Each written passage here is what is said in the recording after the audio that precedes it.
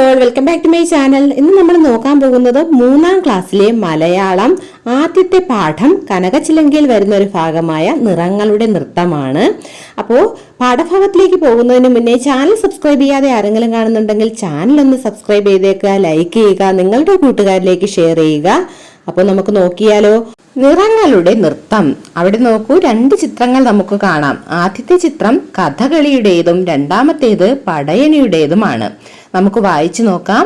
നിറങ്ങളുടെ നൃത്തം കാനനോത്സവത്തെ പറ്റിയാണല്ലോ നാം ഇതുവരെ പറഞ്ഞത്. കഴിഞ്ഞ ക്ലാസ്സിൽ നമ്മൾ കാനനോത്സവത്തെ പറ്റി പഠിച്ചു അല്ലേ? നിങ്ങളുടെ നാട്ടിലും പലതരം കലാരൂപങ്ങൾ ഉണ്ടല്ലോ. ഏതെല്ലാമാണവ? നിങ്ങളും പലതരം കലാരൂപങ്ങൾ കണ്ടിട്ടുണ്ടാവും. ഉത്സവത്തോടനുബന്ധിച്ചും നാട്ടിൽ നടത്തുന്ന പലതരം കലാരൂപങ്ങൾ നമ്മൾ കണ്ടിട്ടുണ്ട്. അപ്പോൾ അത് ഏതൊക്കെയാണ് എന്നാണ് എഴുതാൻ പറഞ്ഞിരിക്കുന്നത്.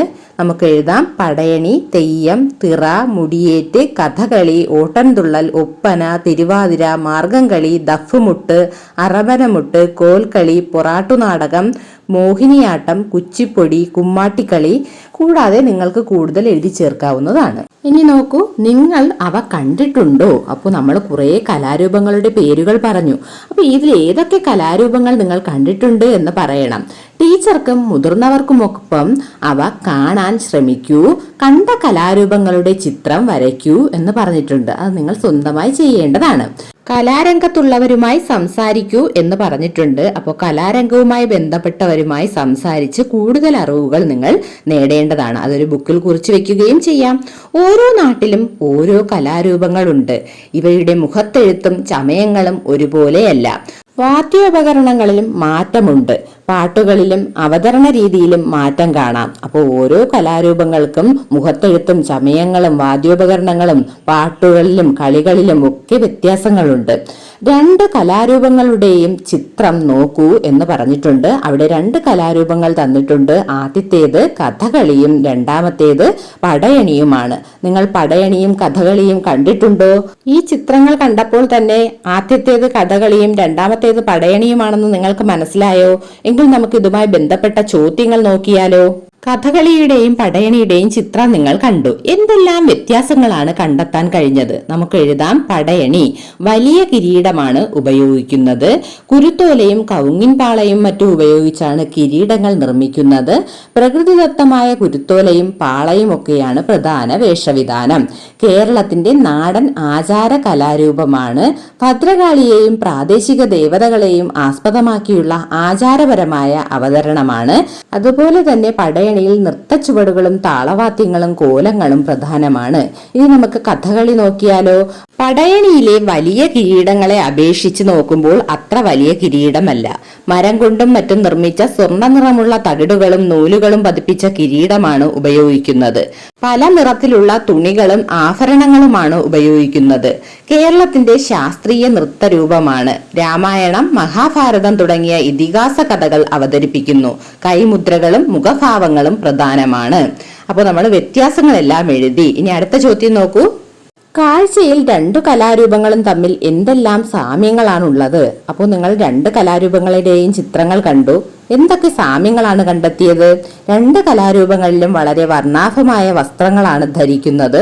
2 കലാരൂപങ്ങളും വളരെ ചടുലതയോടെയാണ് അവതരിപ്പിക്കുന്നത്. 2 കലാരൂപങ്ങളിലും വളരെയധികം ആഭരണങ്ങൾ ഉപയോഗിക്കുന്നുണ്ട്. 2ഉം കേരളത്തിന്റെ പരമ്പരാഗത കലാരൂപങ്ങളാണ്. 2ലും വർണ്ണാഭമായ വേഷങ്ങളും മുഖത്തെഴുത്തും ഉപയോഗിക്കുന്നു. 2ഉം ഉത്സവങ്ങളോടും ക്ഷേത്രാഘോഷങ്ങളോടും ബന്ധപ്പെട്ട് അവതരിപ്പിക്കപ്പെടുന്നു. 2ലും സംഗീതത്തിനും താളവാദ്യങ്ങളുടെയും പ്രാധാന്യമുണ്ട്. 2ഉം കേരളത്തിന്റെ സംസ്കാരവും പാരമ്പര്യവും വിളിച്ചോതുന്ന കലാരൂപങ്ങളാണ്. 2ലും കലാകാരന്മാർ പ്രത്യേക പരിശീലനം കിട്ടിയവരാണ്. 2ഉം കാഴ്ചക്കാരെ ആകർഷിക്കുന്ന ദൃശ്യഭംഗിയുള്ള അവതരണങ്ങളാണ്. അപ്പോൾ നിങ്ങൾക്ക് കൂടുതൽ എഴുതി ചേർക്കാം. നിങ്ങൾ എന്തൊക്കെ സാമ്യങ്ങളാണ് കാണുന്നതെന്ന് എഴുതി ചേർക്കാവുന്നതാണ്. അടുത്ത ചോദ്യം നോക്കൂ. സാമ്യവും വ്യത്യാസവും പട്ടികപ്പെടുത്തി എഴുതി നോക്കൂ എന്ന് പറഞ്ഞിട്ടുണ്ട്. അപ്പോൾ എന്തൊക്കെ സാമ്യങ്ങളാണ് എന്തൊക്കെ വ്യത്യാസങ്ങളാണ് എന്ന് നമ്മൾ പറഞ്ഞു കഴിഞ്ഞു. അതിന് നമുക്കൊന്ന് പട്ടികപ്പെടുത്തി എഴുതി നോക്കാം.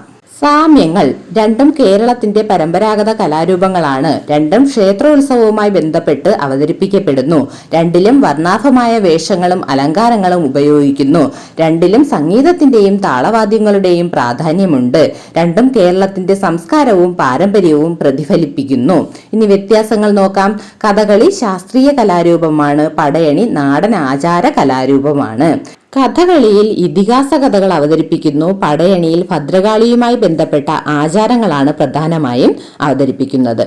കഥകളിയിൽ മുഖമെഴുത്താണ് പ്രധാനമായുള്ളത്. പടയണിയിൽ വലിയ കോലങ്ങൾ ഉപയോഗിക്കുന്നു.